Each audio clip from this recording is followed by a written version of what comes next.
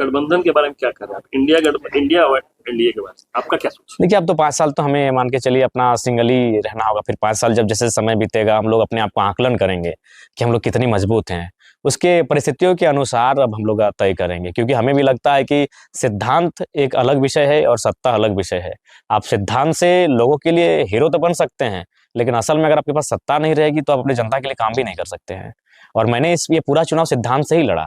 ना मैंने हेलीकॉप्टर के ऑफर को ठुकराया, मैंने गठबंधन के ऑफर को ठुकराया, मैंने डिप्टी सीएम के पोस्ट तक को ठुकराया। मैंने पूरा चुनाव ही सिद्धांत से लड़ा।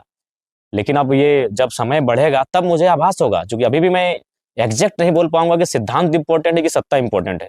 जब 2 साल 2.5 साल बीतेगा, उस समय जब मेरा आप इंटरव्यू लेंगे, तब मैं आपको अपना स्पष्टीकरण दे पाऊंगा कि इंपॉर्टेंट सिद्धांत है कि सत्ता है।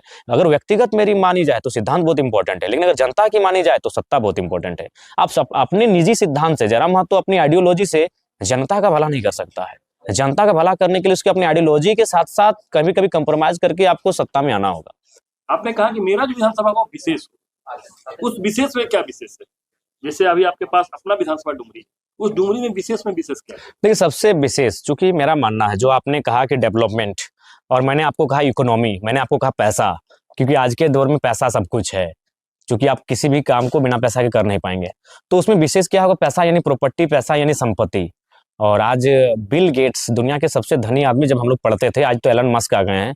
उन्होंने अपने माइक्रोसॉफ्ट के शेयर को बेचकर 1000 वर्ग किलोमीटर जमीन खरीदा है, जो धनबाद जिला का आधा, यानी आधा धनबाद जिला उन्होंने जमीन खरीदा है। तो इसका मतलब है कि बिल गेट्स ने दुनिया को संदेश दिया है कि सबसे बड़ी पूंजी आपका जमीन का टुकड़ा है। तो उस दिशा में जयराम महतो एक बहुत बड़ा क्रांतिकारी पहल करने जा रहा है अपनी विधानसभा के माध्यम से। मेरा जिला है धनबाद, जहां मेरा पैतृक आवास है, लेकिन मैंने जो चुनाव जीता है वो गिरिडीह और बोकारो में आता है। गिरिडीह में आते हैं डुमरी, और बोकारो में नावाडी और चंद्रपुरा। और मैं पूरे ऑन कैमरा और एक राज्य के सम्मानित पत्रकार दीपक कुमार पांडे जी के सामने ये स्टेटमेंट दे रहा हूं कि मैं धनबाद जिला का हूं, मैं बोकारो और गिरिडीह में 1 इंच जमीन खरीदने नहीं जा रहा हूं।